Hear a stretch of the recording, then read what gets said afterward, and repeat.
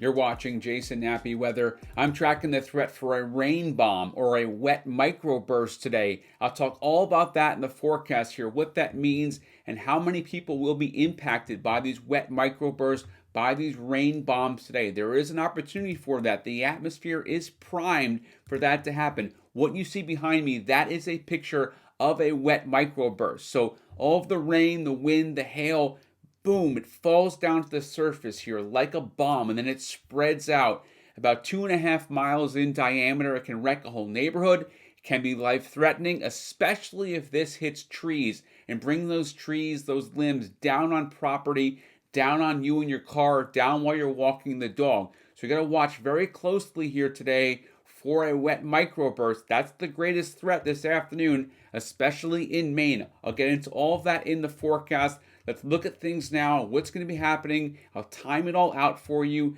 Get you ready. I don't want you to be scared. I want you to be weather aware today. This happens very quickly, these wet microbursts, okay? It can happen in between 5 or 6 minute radar scans.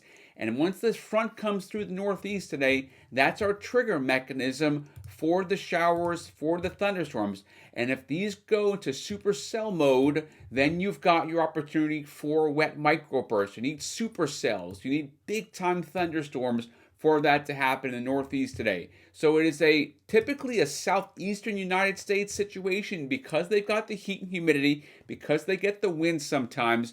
But today, it's up in the Northeast here as this front comes through. Look at it in more detail right now, the surface analysis. Here's your cold front, eastern Canada. That's your trigger mechanism that's going to move into this very humid, unstable air that we have over the Northeast, over New England right now. When this front comes down southeast in the next few hours, it is going to spark showers, thunderstorms, New Hampshire, Vermont first, and then in Maine. So here it is. It's up to a level 2 threat. The National Weather Service for most of the Northeast and part of the Mid-Atlantic because of the conditions that are now more favorable for severe weather this afternoon. So we'll look at it in more detail now. I'm going to zoom in to a place like Maine, to New Hampshire, and show you this in more detail, especially for my followers in Maine, a level 2 threat. And I really want to focus here on the wind. The wind is the greatest threat today. Where you see the wind in that yellow shade, that's a level 2 out of basically a 5, okay? So that is where the threat is going to be greatest today. There will also be some hail, but the hail core is not going to be as significant. It's really going to be about the threat for the wet microburst, okay? So you ask about tornadoes. Right now, a 2% threat way up in the high plains, not for the Northeast. This is a wind threat where you see there that 15% threat in the yellow. That is the threat. Hail, only a 5% threat. There will be some potentially large hail with this, especially in a microburst where that thunderstorm, where that updraft weakens, and then all of a sudden that rain bomb, that core goes down to the ground. So here we go.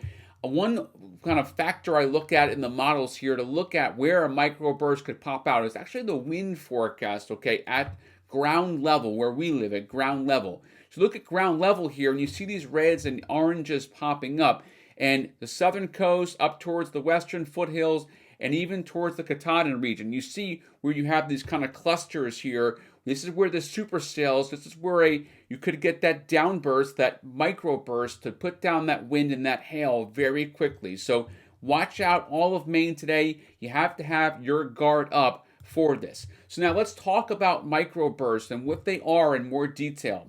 So a localized column of sinking air, that's your downdraft, right? And that's within a thunderstorm. So you see the picture here. The microburst can cause extensive damage to the surface and in some instances can be life-threatening here because you're putting this cold air, the hail, and the wind down typically on the fronter side of the thunderstorm, not in the rear flank downdraft. Typically it's on the front or the middle part of that thunderstorm when you get that wet microburst. You get that release of energy, okay? So typically there are two forms of microburst. There's a wet or a dry. For us, in this case, it's going to be a wet one, okay? And the wet one is going to have all of that rain with it and also that hail core that's going to come down too. So it's going to start with that development of thunderstorm. You see the picture here. all of that cloud, a piece of the cloud coming, basically all of that moisture being forced down to the surface, and it can be just as bad as an EF1 tornado. You can have wind 80 to 100 mile per hour, and some of the worst ones are 150 miles per hour in a very small area. So you have an updraft holding that large core of rain and hail, and once that is no longer strong enough to hold that hail core, to hold that all of that rain, and then it just releases and it goes down to the ground, and it spreads out when it hits the ground, right? So that is where you can get the most damage from a wet microburst. So if you see a severe thunderstorm warning come up, take it seriously. This is not just a threat for tornadoes too, right? This is not a tornado threat. This is a wet microburst threat. And if you're asking about forecasting this type of potential, I'll get into it very briefly here. What you're looking at up in the sky, okay, about 15 or 20,000 feet up in the sky, are going to be strong winds. And then lower than that, kind of in the atmosphere in the sky, you look for dry air, okay, in the mid-levels, and strong winds too. Then around ground level where we are, you're looking at the moisture content. How high is the moisture content? And also the moisture up in the sky too. If all that comes together with that release right at that time, you can get a microburst to basically explode, a rain bomb. And here's what the radar is going to look like if you want to follow along. This is after the microburst, right? Here's what you look at. You look at kind of these two green, red, orange blobs that are split. It shows the microburst where the wind has gone toward and away from the radar, and it's basically spread out around ground level as the radar beam is shooting up and looking at that. So that's a look at the microburst right now, and you can see that right there on the radar signature. So let's get into it now in more detail and show you the hour by hour of when these are going to be coming through. This is for Maine today. Morning time, it's going to be up towards Coos County, New Hampshire, and then the western mountains here. And then that line comes through, those clusters come through middle of the day and afternoon. And I will slow this down and put it down on my website, jasonnappyweather.com, so you can go hour by hour. But just note, this is going to change. So as the new information comes in, it's not going to be exactly the way you see it, okay? There will be some variations of when. This gives you an idea, though, of the timing where you live as that wet microburst comes through. So there it is. There's your vortex circulation. There's where all the wind hits the ground and it spreads out as it comes down.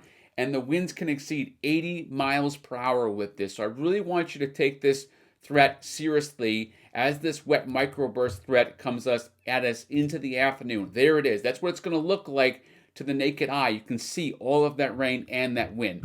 Now let me focus in more detail on my loyal followers here in Maine. I'm going to go ahead and bring up a few more maps in the forecast the next 10 days, get you into the holiday weekend.